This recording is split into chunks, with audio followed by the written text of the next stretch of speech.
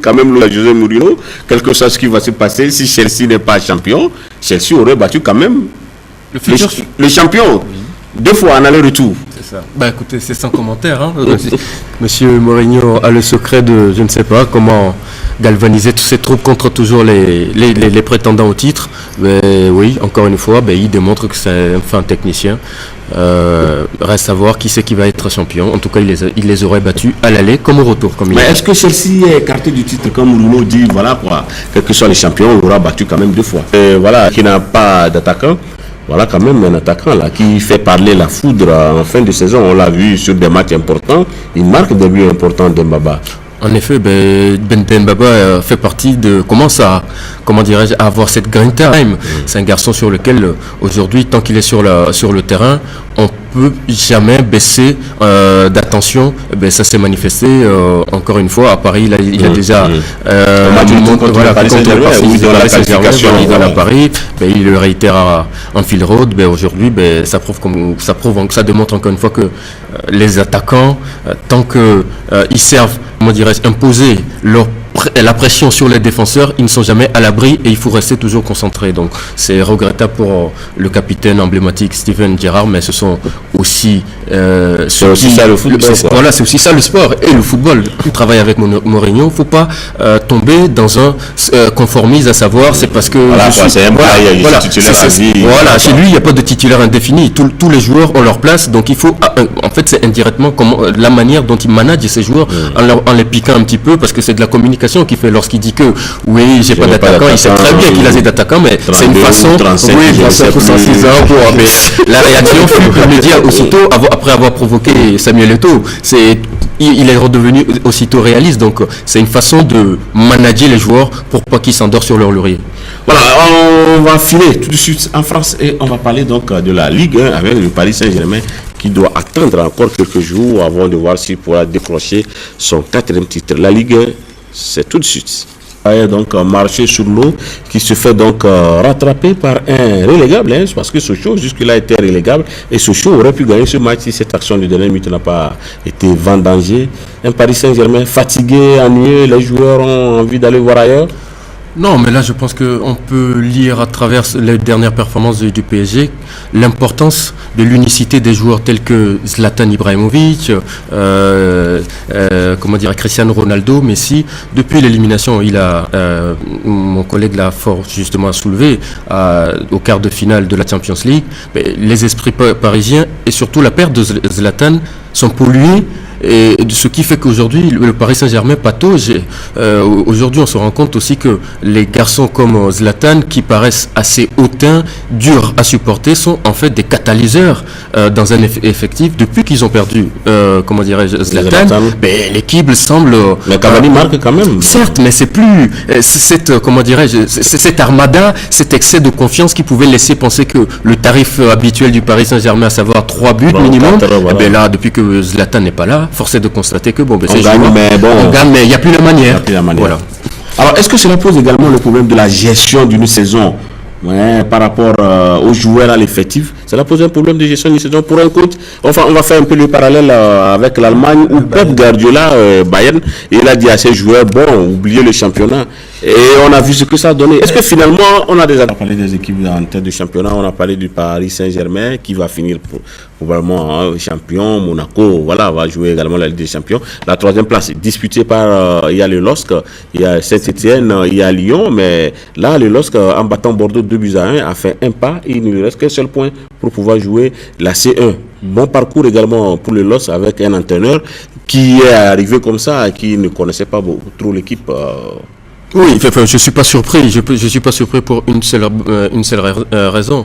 Le LOSC est une machine formidable où je me suis rendu compte que depuis le départ, parce que c'est Claude Puel, le LOSC là où il est prêt, Monsieur Garcia est venu, a su profiter de tout ce travail. Aujourd'hui, ce dont je me rends compte est que le LOSC est une entreprise très performante avec beaucoup de professionnels, quel que soit l'entraîneur qu'on amènera, il y a une machine formidable qui est en place, et après bon, avec un peu de bon sens et de management tact, et voilà, et du tact, la machine semble fonctionner d'elle-même. Donc je suis pas surpris en fait du parcours de l'Oscar. Très sincèrement, je ne pourrais pas le dire avec certitude. En tout cas, je déplore l'arrivée tardive du technicien Hervé Renard, puisque depuis qu'il est là, avec dans ses bagages les Zambiens qui ont apporté une certaine stabilité, et Jordan Ayew une stabilité défensive, ajouter à cela le calendrier favorable, contrairement à Valenciennes, je pense que Sochaux, au vu de l'ensemble de leur production, mériterait de se maintenir, mais dans le sport, c'est pas au mérite qu'on y arrive, il faut être prêt au jour J. Il faut être prêt aujourd'hui, il faut être prêt sur le terrain, c'est ce qu'est en train de faire donc peut-être le Real. On va filer pour la Liga à présent avec le Real et Karim Benzema qui fait une saison exceptionnelle. La Ligue parlait de ce joueur Karim Benzema qui pète la forme au Real, surtout cette saison avec l'arrivée de Carlo Ancelotti. Écoutez, dans l'émission, tout a été plus ou moins dit. Aujourd'hui, cela peut paraître paradoxal, mais les attaquants sont de plus en plus jugés sur leur capacité à bien défendre. Et aujourd'hui, Karim Benzema, à travers le management de Carlo Ancelotti, a compris qu'un grand joueur ne se résume pas seulement à jouer les coups offensifs, mais il faut être aussi présent dans les phases offensives tant que dans les phases défensives. Aujourd'hui, Karim Benzema se trouve dans une configuration que certainement Ancelotti lui a insufflé, ce qui lui permet aujourd'hui d'être là où il est, espérant que l'équipe de France pourra en profiter aussi. Mais concernant Benzema, bon, je pense que je ne partage pas tout à fait, complètement cet avis, dans la mesure où depuis que Benzema est au Real, Zidane y a toujours été. Donc je comprends pas pourquoi ça serait cette saison seulement que Zidane s'impliquerait dans son éclosion. Mais moi je pense que c'est au-delà. Peut-être qu'il a commencé par s'impliquer, mais cette année qu'on a le résultat. Non, mais je ne pense pas. Non, mais je pense que là, c'est plutôt au niveau d'une prise de conscience. On oublie souvent que la qualité première requise pour jouer au football, ce n'est pas la technique, mais c'est la qualité physique. Vous voyez, au foot, il faut se préparer mentalement à courir. Or, Benzema, étant un joueur technique, ayant une forte qualité technique au-dessus de la moyenne, se contentait toujours de jouer les coups gagnants. Or, vous prenez Cristiano Ronaldo n'est pas un joueur unique pour rien, c'est parce que c'est un athlète complet. Il sait défendre, il sait attaquer, alors que Benzema a cette fâcheuse tendance à jouer que les coups gagnants. Et je pense que, comme il a souligné tout à l'heure, les traversées de désert qu'il a connues avec l'équipe de France et la pression, la mise en concurrence avec Higuaín Gonzalo, mais lui ont fait prendre une conscience que bon, si, parce que les qualités il les a. Après les clés, seul le détenait. Donc il fallait qu'il se remette en cause, se préparer à souffrir, parce que pour pouvoir marquer des buts. Chose qu'il est en train de faire aujourd'hui. Donc bon, je ne pense pas que ce soit parce que ce soit tout simplement le protégé de Zidane, mais il y a, à mon avis, une maturité qui commence à arriver, où il est entouré par un conseiller sportif qui commence à débriefer avec lui pour qu'il puisse tirer la quintessence de ses qualités intrinsèques. Oui, mais c'est vrai ce que vous dites, c'est vrai peut-être ce que Patrick dit, mais un joueur pour qu'il réussisse, il faut également la confiance. Ça va de soi. Et on l'a dit avec Mourinho, il n'avait certainement pas la confiance, mais avec Ancelotti, apparemment, on le laisse faire, on lui donne les clés de la maison. Voilà, je ne partage pas cette opinion dans la mesure où, dans ces grands clubs, on ne donne pas la place. La place. Ou en sport, on l'arrache. Il faut aller la chercher sa place. Donc je ne peux pas partager cette étape. Oui, mais il y a quand même une marque de confiance. Non, quand vous savez que l'entraîneur il fait confiance. Non, il a profité de l'absence de Gonzalo pour gagner sa place. Aujourd'hui, c'est à Gonzalo maintenant de regagner sa place. Donc dans les grandes équipes, les places ne sont pas acquises. On n'est pas dans des places de parking où on vient se stationner ou amarrer tel un navire. Donc aujourd'hui, il a profité. Mais les malheurs des uns, dirait l'autre, font le bonheur des autres. Hier, face au Bayern, 4-0, le Bayern n'a pas existé.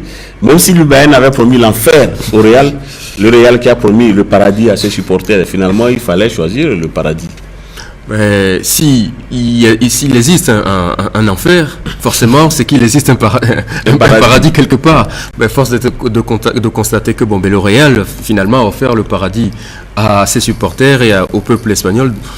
Concernant la victoire, je pense qu'il est difficile de faire davantage de commentaires. C'est une simple et bonne humiliation. Donc, encore une fois, des Special One a démontré que quel que soit l'adversaire qu'il a en face de lui, lui, il n'a pas un système, mais qui s'adapte en fonction de l'adversaire qu'il a. Alors, vous voulez dire que le Bayern n'a pas su s'adapter au Real, c'est bien ça? Oui, mais c'est que moi, on a constaté. On doit voir le match d'hier parce que le Bayern n'a pas existé. Non, le Bayern n'a pas existé parce qu'il ne faut pas oublier encore une fois, le sport a pour finalité de gagner et non de posséder le ballon. Donc aujourd'hui, je pense qu'on est en train de tomber dans une euphorie de taux de pourcentage de possession de ballon. Or, l'objectif final d'un match de football, c'est de marquer un but de plus que son adversaire. 4-0, c'était trop fort. Écoutez, il ne faut pas se priver.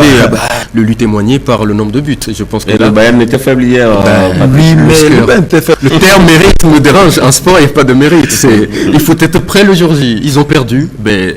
Pep Guardiola, il a reconnu que c'est une des... Le Bayern peut regretter Juppé parce que voilà, on change un entraîneur qui finalement gagne tout et celui qui vient ne fait pas mieux.